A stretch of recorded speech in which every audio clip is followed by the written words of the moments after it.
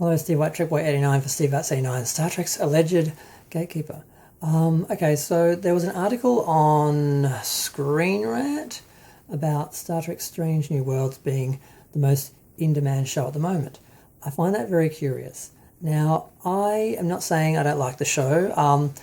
Viewed as a reboot in the JJ universe, I find it kind of enjoyable. There's some issues with it, but they're not really obvious in the episode. When you sort of look at it closely, you sort of see the problems. It's not a lot, it's just a few things.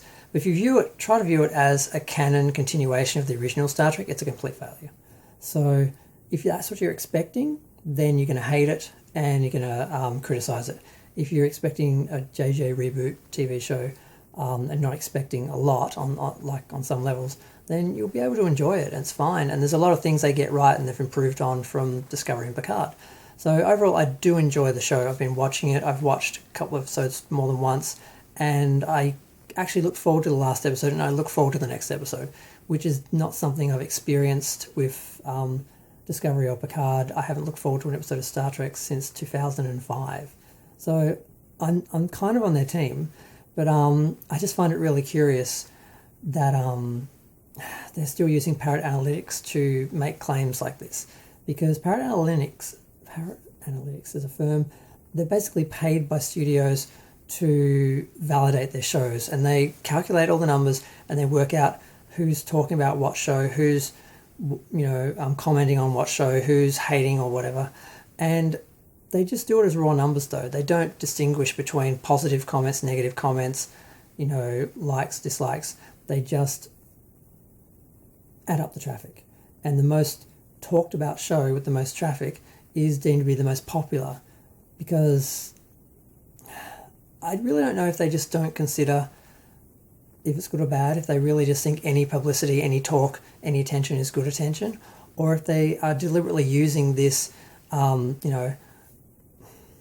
of looking at things to artificially inflate numbers.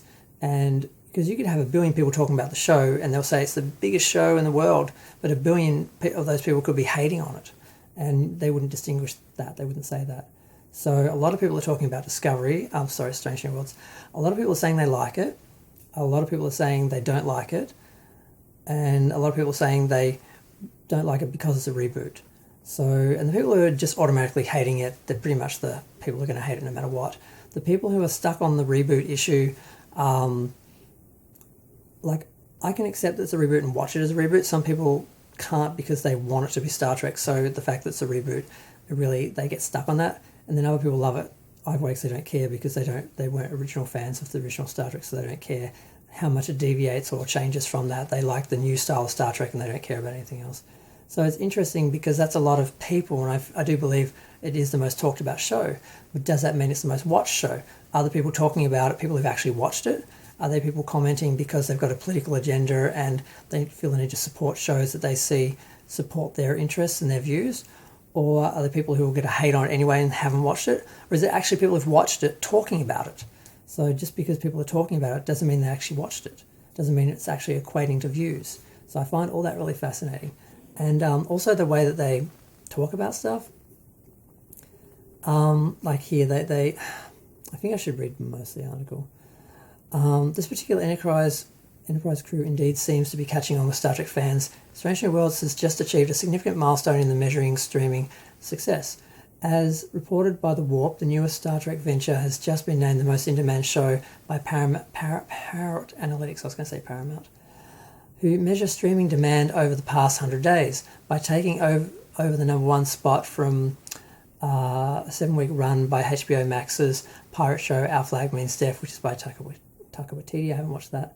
This big news was indeed not lost on Pike. He put out a tweet basically saying, we get too much praise, really, the cast, we need to, give the crew some credit, they tell us where to stand and what to say and what to do. And then they say, measuring the popularity of TV shows, of course, used to be a relatively straightforward endeavour thanks to Nelson and its famous ratings. But in a world where streaming services compete with traditional broadcast and cable networks, setting a handle on the popularity of various shows has become a much more murky and complicated process. Indeed, streamers like Netflix have traditionally hidden their numbers for a lot of their content, only trumpeting big successes like Stranger Things. But thanks to Parrot Analytics, there is at least some independent measurement of streaming popularity going on, and their numbers say Star Trek Strange New Worlds is the most in-demand show out there. They still don't say how they get those numbers or what those numbers are. They imply it's actually the numbers of people watching, like they somehow have access to it. That's actually not what they have.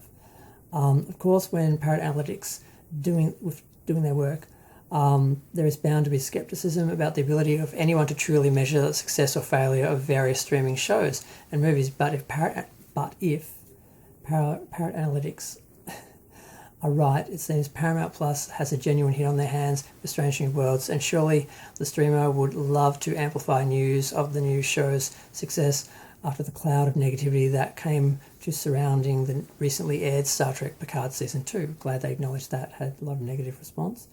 Indeed, Strange New Worlds was marketed as something of a return to classic Star Trek shows after Picard and Discovery failed to please older fans. It remains to be seen what the ultimate judgment is levelled at Star Trek Strange New Worlds by the definers of real Star Trek, but the numbers at least say that the show is off to an overall strong start.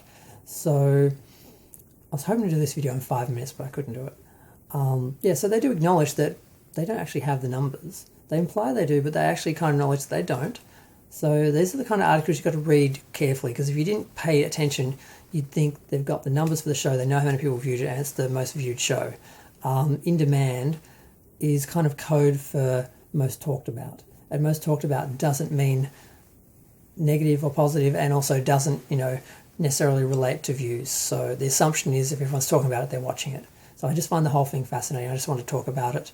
And I just really wish we had a real way to measure stuff. I really think if people are investing in these sort of streaming channels and people are paying for subscriptions and stuff, I think they're answerable to those people, and they really need to release the data and the numbers so people know if they're actually successful or not. And if people who are paying, particularly investors, are paying for companies that are not actually successful, because eventually those bubbles are going to burst and so forth. So we're seeing that a bit with Disney, and those people are actually suing Netflix as well, and the Netflix people the investors are actually suing Netflix because they didn't let them know that they were having problems and they were going to be losing subscribers, and the worth of the network dropped and people lost money.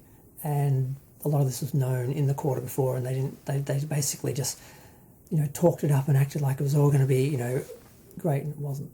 So I just find the whole thing interesting, and I really want to do a shorter video, but I failed. I'm going to go. Feel free to share, like, comment, subscribe.